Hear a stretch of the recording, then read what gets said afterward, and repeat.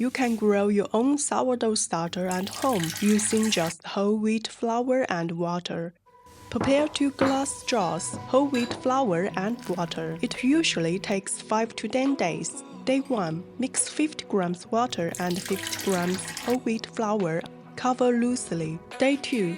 A faint, unpleasant smell is normal. Take 50 grams of the mixture, add 50 grams water and 50 grams whole wheat flour. Mix until smooth. Discard the rest. Day 3. Take 50 grams of the mixture, add 50 grams of water and whole wheat flour. Mix until smooth. Discard the rest. Repeat the process daily. Check the smell and the texture daily. Here are my dough states over the next few days.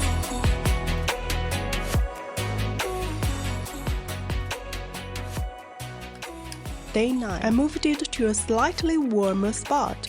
Day 10. Good rice and aroma, but my cat smelled it and ran away, so I decided to feed it again. Day 11. Success. How to tell? First, it rises noticeably in volume. Second, small, even bubbles at the bottom of the jar. Third, float test. Drop a spoonful into water, it floats. When these 3 signs appear, it's ready. Store it in the fridge and feed once a week.